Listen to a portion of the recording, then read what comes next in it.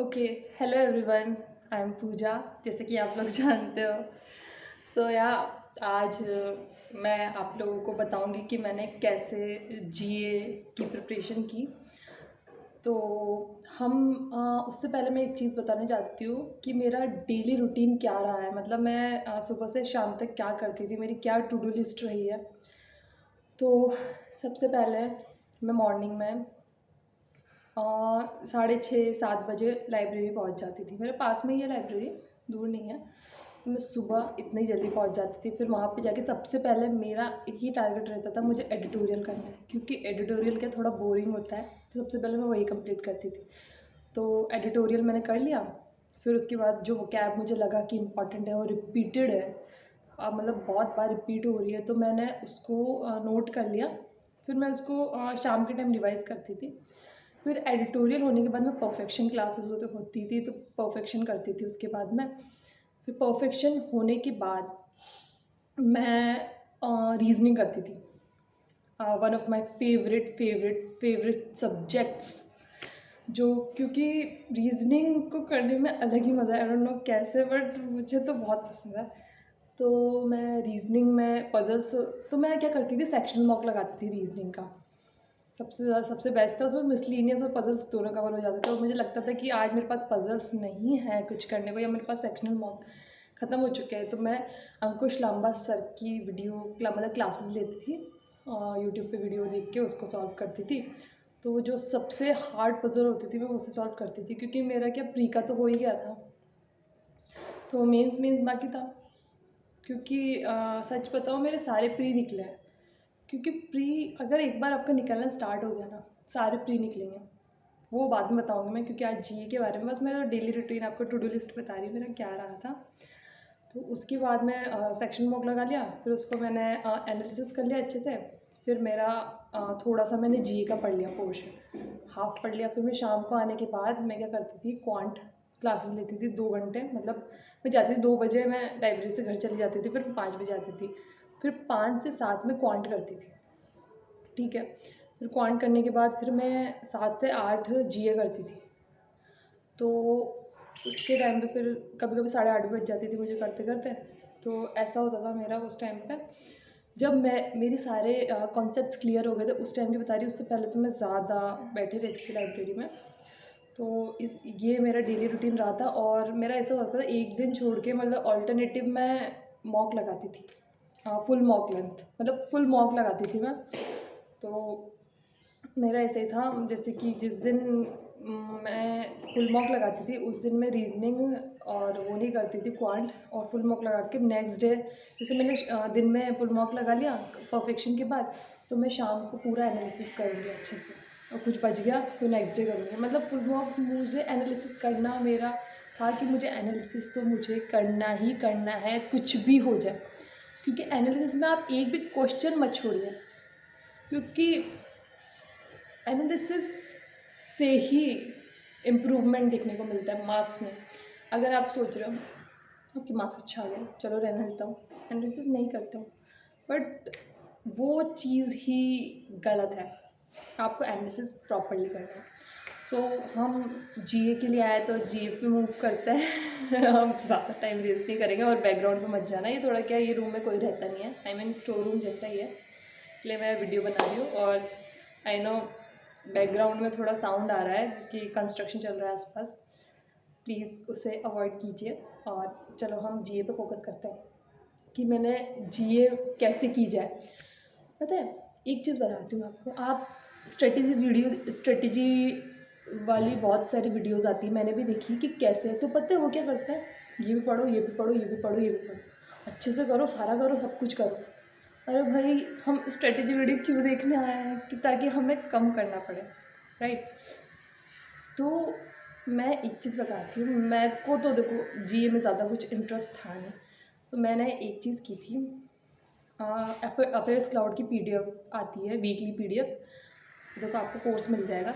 आप परचेज़ कर सकते हो वेबसाइट पे जाके अफेयर्स क्लाउड की, और वहाँ से 500 रुपीज़, आई थिंक 500 का मिलता होगा, मुझे नहीं पता। क्योंकि लास्ट ईयर तक तो फ्री में आती थी पीडीएफ टेलीग्राम पे, बट अब बंद कर दिया है। तो मैं वीकली पीडीएफ निकाल के उसका प्रिंट आउट निकलवा लेती थी, ठीक है। फिर मैं क्या करती थी कि मैं जब पूरा नहीं पढ़ती थी उसमें स्पोर्ट्स वगैरह ऐसे ऑब्ituary इंपॉर्टेंट डेज ये कट करती थी। मेरे को नहीं पढ़ना साइंस एंड एनवायरनमेंट, मैं देखती ही नहीं थी, सच बताऊँ उनकी तरफ देखती नहीं थी। लेकिन मैं बाकी चीज़ें करती थी, जैसे कि नेशनल इंटरनेशनल कर लिया। बैंकिंग अवेयरनेस तो मस्ट है, वो तो करना ही है। फाइनेंस, इकोनॉमी एंड फाइनेंस भी मैं ज़्यादा नहीं करती थी, इंपॉर्टेंट करती थी लाइक जीडीपी वगैरह में। स्टेट न्यूज़ तो करनी ही करनी है। और अपॉइंटमेंट्स बहुत इंपॉर्टेंट है, अपॉइंटमेंट्स वाला करना है। तो स्पोर्ट्स वाला भी इम्पॉर्टेंट ही है, उसमें से भी बैठती है क्वेश्चंस, बट मैं नहीं करती थी, पता नहीं क्यों, मुझे तो आलस आता है करने में, मैं नहीं करती थी। तो ऐसे करके मैं क्या करती थी, हाँ ऐसे हाफ बांटती थी कि हाँ मुझे नेशनल इंटरनेशनल एक दिन करना है, ठीक है, क्योंकि वो बड़ा होता था। फिर नेक्स्ट डे मैं क्या करती थी, मैं सुबह कर लिया नेशनल इंटरनेशनल, शाम को रिवाइज़ कर लिया। फिर नेक्स्ट डे मैं बैंकिंग अवेयरनेस, फाइनेंस, इकोनॉमी और स्टेट वाला अपॉइंटमेंट वाला करके उसको शाम को रिवाइज़ कर लिया। फिर नेक्स्ट डे पूरा रिवाइज़ कर लिया, ठीक है। फिर उसके नेक्स्ट डे मैं गौरव गर्ग सर की पीडीएफ आती है टेलीग्राम फ्री में आती है, पासवर्ड है DR गौरव गर्ग, ये करके पासवर्ड टाइप करो। तुमने वन वीक की कर ली तो 1 वीक वाला देखो, उसमें उसके MCQs है उसमें बहुत सारे, उन्हें सॉल्व करने की कोशिश करो बिना देखे। तुमसे बन पा रहा है वेल एंड गुड, नहीं बन पा रहे तो उसे देखो अच्छे से क्या लिखा है। और मैं सच बताऊँ, क्वेश्चंस उसी में से बैठते हैं, सच बता रही हूँ, मतलब उसमें से क्वेश्चन बैठते ही बैठते हैं। मुझे नहीं पता, मैं बता नहीं सकती, मैंने एक्चुअली मुझे पहले नहीं पता था। एक जब मैं DV के टाइम पे गई तो मुझे एक लड़की ने बताया, उसने ऐसा किया, मैंने ट्राई करके देखा, मैंने कहा ये तो बिल्कुल सच बात है, ऐसे ही होता है। तो एक चीज़ बताओ, ज़्यादा घुसो मत उस चीज़ को, मतलब इतना डीप में मत घुसो कि आप बाकी सब्जेक्ट्स को इग्नोर करो। जी इम्पॉर्टेंट है, बट जैसे SBI क्लर्क है, वो अनप्रिडिक्टेबल क्वेश्चन, मतलब उसका अनसर्टेन होते हैं क्वेश्चन, से कहाँ से आ जाता है कुछ पता ही नहीं चलता यार। तो उसका तो छोड़ो, बट बाकी सब में आता है।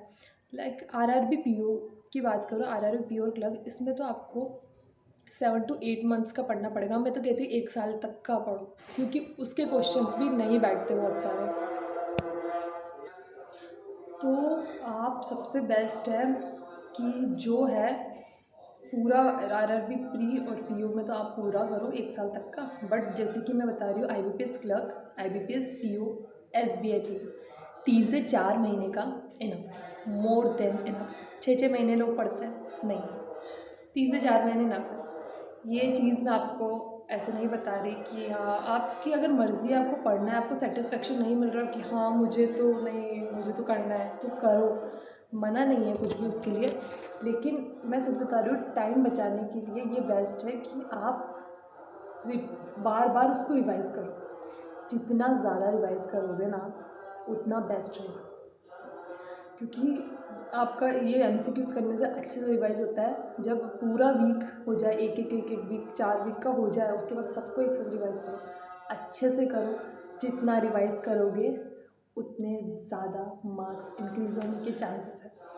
तो ये सबसे बेस्ट तरीका है GA करने का। बहुत सारे लोग कंफ्यूज हो रहते हैं कि कैसे GA करें मैम, कैसे क्या करें, कुछ समझ में नहीं आ रहा। काफ़ी DM मेरे पास, मैं बता रही हूँ ना, इतने लोगों ने DM किया है, बट कुछ सच में सिंसियर है, कुछ नहीं है।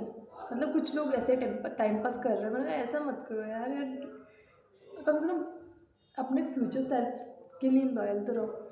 तो वही चीज़ है कि आप जितना है बताया मैंने उतना कर लोगे ना, मोर देन इनफ है। और प्लीज़ मुझे शेयर करना आपके जो भी मार्क्स वगैरह आए, कि कितना क्या आप स्कोर कर रहे हो, क्या है, मतलब अगर आपका क्लियर हो रहा है तो प्लीज़ मुझे बताना। बहुत सारे ऐसा होता है कि भूल जाता है, बट ऐसा नहीं है, प्लीज़ ऐसा मत करना। मुझे बताना क्या क्या रहा है, क्या क्या नहीं रहा। अगर आपके लिए हेल्पफुल है तो आप करो ऐसे। अगर आपको लग रहा है कि कोई और की स्ट्रेटजी ज़्यादा बेटर है मुझसे, तो उनसे पूछ लीजिए। मैंने जो बता रही हूँ वो मैंने फॉलो किया है खुद में, इसलिए मैं आपको बता रही हूँ, क्योंकि आप लोग पूछ रहे थे। और मैं सिर्फ बताऊँ, मैं कितने घंटे पढ़ती थी स्टार्टिंग में, मैं 10 से 11 घंटे पढ़ती थी, ठीक है। और फिर बाद में मैं धीरे धीरे जब मेरी कॉन्सेप्ट्स क्लियर होते चले गए। फिर मैं 6 से 7 घंटे पढ़ती थी और 6 से 7 घंटे मेरा पढ़ना बिल्कुल था। और IBPS क्लर्क के टाइम पे मैं बताऊँ, 7 बजे लाइब्रेरी गई, 2 बजे तक पढ़ लिया, मतलब कितने घंटे हो गए, 7 घंटे हो गए।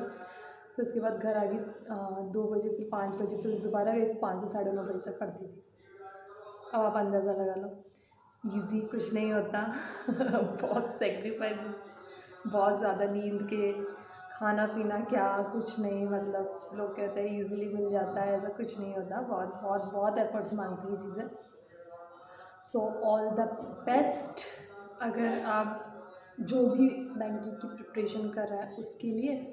और देखो, ऐसा मत सोचो कि हाँ मैम ने इतना टाइम किया तो हम भी इतना टाइम करेंगे, ऐसा कुछ नहीं होता। सबकी अपनी अपनी कैपेसिटी होती है, किसी को जल्दी, किसी की कैचिंग पावर बहुत अच्छी होती है, फटाफट ऐसे याद कर लेता है। और ज़्यादा स्ट्रेस मत लो। पता है, मैं ये एग्ज़ाम देने गई थी ना, तो उस टाइम पे मैंने सोचा था, मैंने कहा ठीक है दे देती हूँ, जो होगा देखा जाएगा।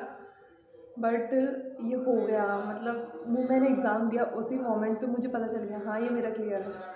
एग्ज़ाम तो मैंने क्लियर कर लिया। एग्ज़ाम का रिज़ल्ट 6-7 महीने बाद आया। जब मैंने एग्ज़ाम दिया तो मैं 21 की थी। उस टाइम मुझे लगा मैं 21 की जॉब ले रही ऐसा लगा मुझे। ऐसा ही है, जितना जल्दी, क्योंकि अभी क्या 27 तक शार्प माइंड होता है, जल्दी जल्दी चीज़ें कैच हो जाती है, मतलब जल्दी से याद हो जाता है, ऐसा बहुत अच्छी कैचिंग पावर होती है। तो जो भी कर रहे हैं प्रिपरेशन, उनको ऑल द बेस्ट। ज़्यादा स्ट्रेस मत लो, हर चीज़ इसको मत मान लो। देखो, ज़िंदगी काफ़ी लंबी चौड़ी है ना। अगर आप 30 साल तक दे दिया आपने, फिर 35 साल तक आप सब पूरी ज़िंदगी इसमें बर्बाद कर दोगे, तो आपका एक तो आपकी एज चली जाएगी, जहाँ पे आपको एंजॉय करने का टाइम था वो भी नहीं कर पाओगे। इससे बेस्ट है किसी और में स्विच कर लो, आपको प्राइवेट कर लो। बट ये है कि हाँ, एम्प्लॉयड रहो, अनएम्प्लॉयमेंट सही नहीं है। तो यही है, बाकी ऑल द बेस्ट। चलो ठीक है, बाय।